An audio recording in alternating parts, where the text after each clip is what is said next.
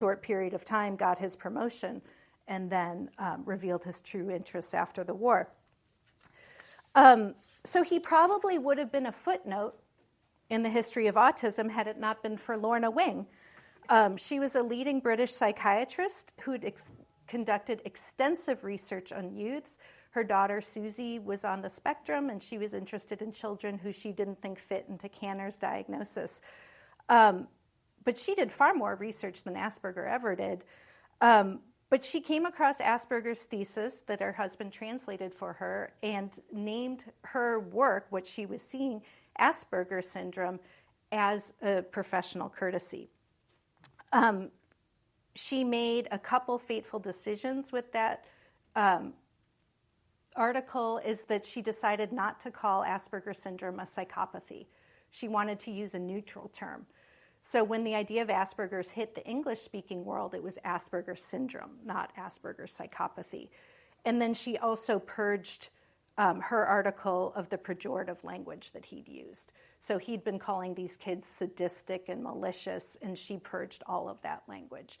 And so what we know today as Asperger syndrome is really Wing syndrome, I would argue.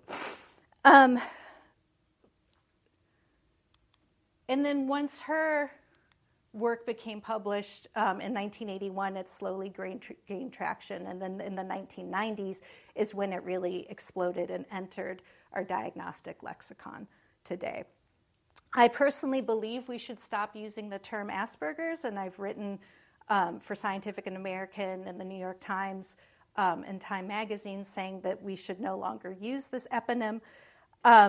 And since the book's been published, this is just a few reviews that have also gone as far as to say we should discontinue the use of the term Asperger's. And we can talk about that as well. I just want to point out the broader aim of my book is not to cause, a kerfluffle today, but to really show is a warning to all of us how psychiatric diagnoses can be shaped by social and political forces we may not be aware of. And that they're shaped by forces beyond individual patients and doctors, and we really need to question what may be underlying them as they change over time. So, thank you. Thank you. It's really quite a work of scholarship. I dug into it over the weekend, didn't get through the whole thing. So you spent quite a bit of time researching it. Tell us how did you come to this topic, because you've written another book about how the Germans built the Iron Curtain, so you clearly have an interest in Germany and the Nazi era, but why this book? Sure. I jumped from the Cold War to the Third Reich. So my son Eric was diagnosed with autism when he was 17 months old, and like any parent, read everything I could about the diagnosis. And in basically every parent manual, it would go on about Leo Kanner, the American who came up with his diagnosis. And the American who actually moved from Austria, did he not? Yeah. Thanks to your research, I now know that. Okay. And there'd always be a paragraph or two saying, there's this Hans Asperger who was working in Nazi Vienna, and he was a really good guy, but not much is known about him. And I had a conference on my first book in Vienna, and I decided to look into the story because I had heard this idea of autism was the psychiatric Schindler's List. It was on his Wikipedia page. It was in all these parent manuals. And my very first day in the archives, the very first file I looked at was his Nazi district party file, and it had this extraordinary record of his reliability when it came to racial hygiene policy and his involvement. It's remarkable. So among, many of us know the statistics, more than 6 million Jews murdered in the Nazi regime, but you quoted a figure that I was surprised was so low, 200,000 people with disabilities. Yeah. And I would have expected a far greater number. But there was a notion that there were individuals in society who were not going to contribute, either were physically unfit to, or somehow had a physical disability, intellectual disability. Missing Gemütlichkeit, that is a weird, that the sense of like a German spirit or the soul of the society, that's a very interesting and nuanced issue. So some children were saved by Dr. Asperger and his team at the school. What's called again the Curative Education Clinic. The Curative Education Clinic, and a number were. We can't prove that, but yeah. I mean, I don't rule it out. I don't think he went out of his way to save children necessarily, but I wouldn't rule it out. But we can conclusively say that dozens of children he transferred to the killing center died. I want to pick up on a little bit of what you said. So the official statistics are about 200,000 people with disabilities. I think that's a vast understatement, and a lot of historians do too, because they would simply starve at these places. So these hospitals and these asylums wouldn't be adequately, rationed. And we also know people would deliver the elderly in their households to old age homes, where life expectancy would probably be lower than if they'd received great treatment. So it's hard to know. And how do you research, and what did you find in your research of this folk, this German folk who would turn over the infirm to an institutional solution, and in fact even willingly? And you and I also have a child with a form of autism, and I'm well aware of the challenges, but also some of the joys in raising these children. But I have seen parents who walk away as well, who do walk away from their kids. Yeah. And, it's remarkable. I mean, I do want to say, there was a wide range of parental responses. So I went through some of the letters that parents had sent to the director of Spiegelgrund after the deaths of their children. And some are really heart-wrenching and tear-stained and, how could this possibly have happened? And then there are some thank you notes. So I think, what becomes permissible can let out our darkest impulses. So why do you think in our own evolution and awareness of the incidence of autism in society, certainly California has been one of the states that has tracked the increased incidence probably most closely of any U.S. state. Why was Dr. Asper until now given such a benign moniker? I mean, I always understood he was a doctor who actually classified and typified the range of autism across this spectrum. Sure. So if you read his 1944 thesis, it reads extremely generously. He focuses on children who are in the higher end of his range, right? And he thought those boys were great and could be better than normal people, right? And so the eugenicist aspect of his work obscured how eugenicist he was being.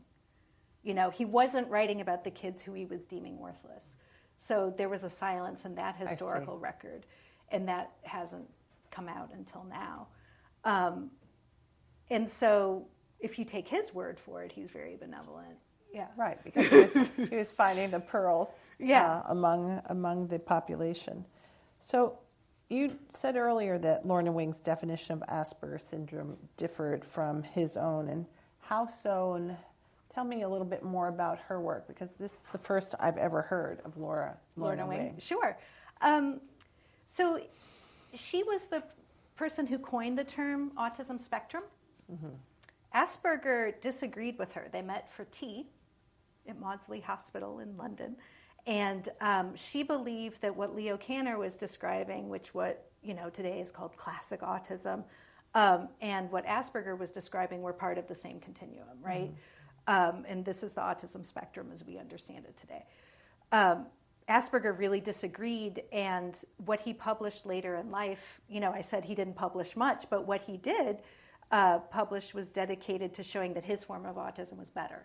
And so he was calling Kanner's kids psychotic and hopeless and irremediable, whereas his kids, he was even more hyperbolic about kids with Asperger's syndrome than he was during the war. So again, the argument that he was stressing the special ability of kids to save them, I don't think holds true, because he was even more glowing about these kids in the post-war period when he was trying to separate himself from Kanner. So Lorna Wing really saw this as part of one continuum, and Asperger disagreed with her on that. But that's the part of the spectrum that then we've picked up from Lorna Wing. But at the end of her life, in 2014, she said she ultimately regretted bringing Asperger's name into this because she thought that it had become too much of a concrete label. Oh, it is distinct it's from quite, autism, yeah. And that did a disservice to her idea of a spectrum. That's fascinating because in autism circles, you often want to say, "Oh yeah, Asperger is the good kind of autism." Yeah. So it has even persisted. Your kid will be okay. Yeah, subconsciously. It's very interesting.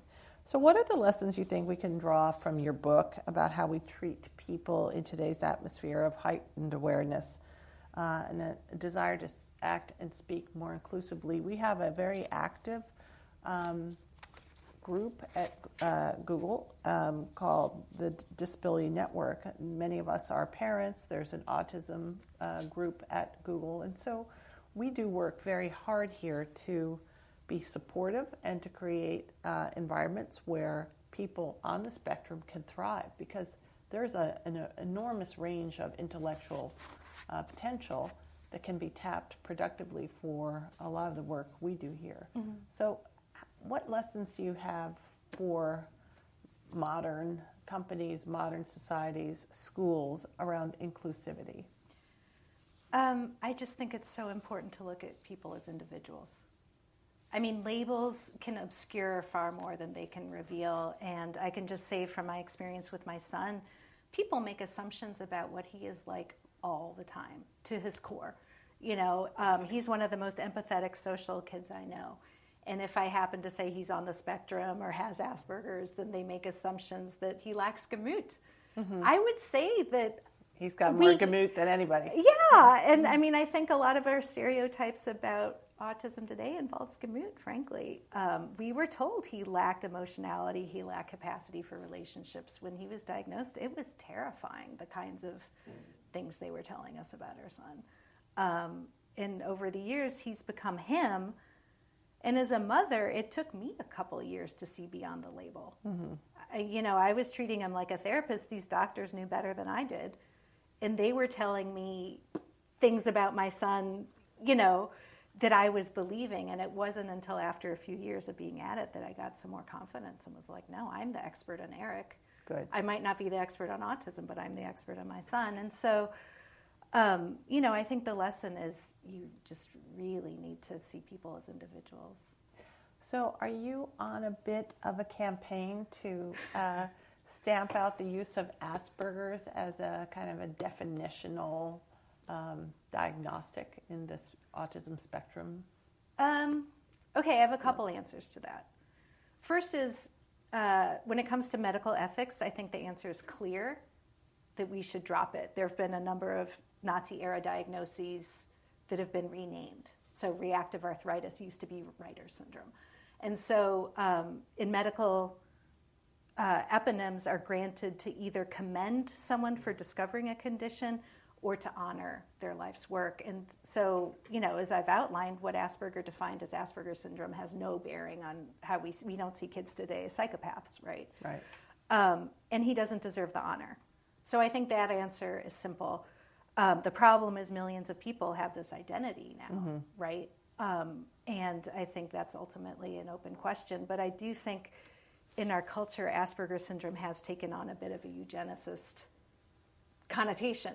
Right? And can you explain to us, for those of you who haven't read the book, what you mean by a eugenicist connotation? Because that's a very loaded term, and it's It is, and I want to make clear, I'm speaking from my own experience. So my son has received 3 diagnoses: autism, Asperger's, and PDD-NOS. Oh. I don't know. Do you remember PDD-NOS? Yeah, not otherwise specified. Not otherwise specified. Just he's something, right? And, when I would tell people he has autism, they'd have a certain reaction. When I'd say Asperger's, they'd be like, oh, wow. And, there was sort of... And it's the same kid, but just different assumptions being made. And I do think that, yeah, there's, yeah. So time to